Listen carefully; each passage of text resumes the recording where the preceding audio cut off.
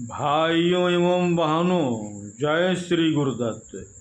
आप सबका शाश्वत ज्ञान गिरनार से चैनल में स्वागत और अभिनंदन है। भाइयों बहनों, उत्तर भारत में साल 2025 में सावन का महीना 11 जुलाई 2025 दिन शुक्रवार से शुरू हो गया है, जो 9 अगस्त 2025 शनिवार तक रहेगा।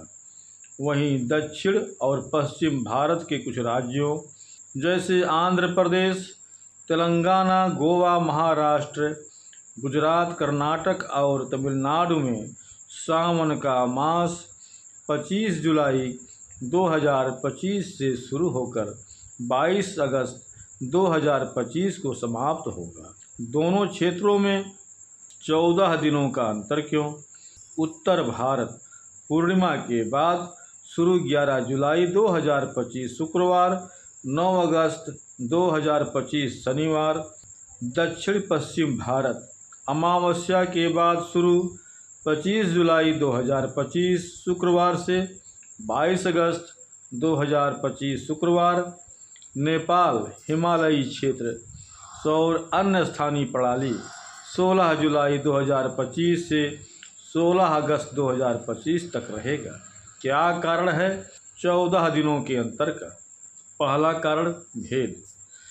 दक्षिण भारत में अमांता चंद्र कैलेंडर पंचांग का पालन करते हैं, जबकि उत्तर भारत में पूर्णिमांत चंद्र कैलेंडर का पालन करते हैं। अमांत यानी अमावस्या के बाद और पूर्णिमांत यानी पूर्णिमा के बाद श्रावण मास प्रारंभ।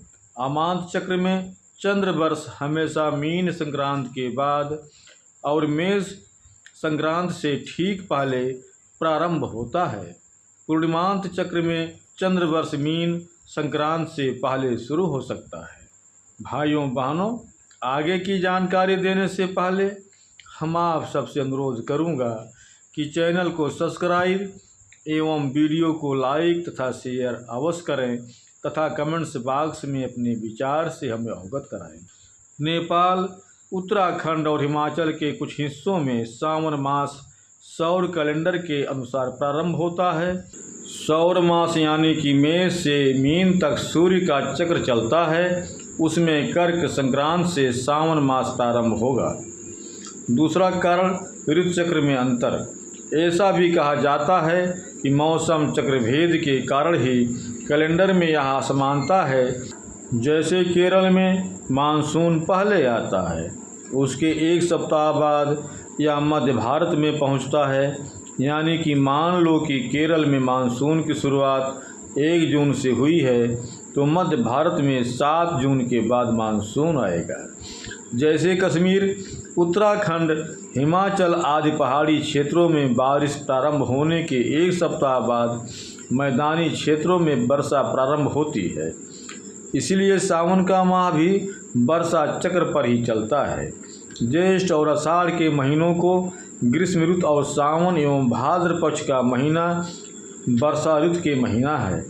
जैसे अरुणाचल में सूर्योदय सबसे पहले होता है, इसके बाद मध्य भारत में करीब 1 घंटे के बाद सूर्योदय होता है। इसी प्रकार से मौसम, ऋतु और तिथियों के उदय एवं अस्त के अंतर के कारण कैलेंडर में भी अंतर देखा जा सकता है।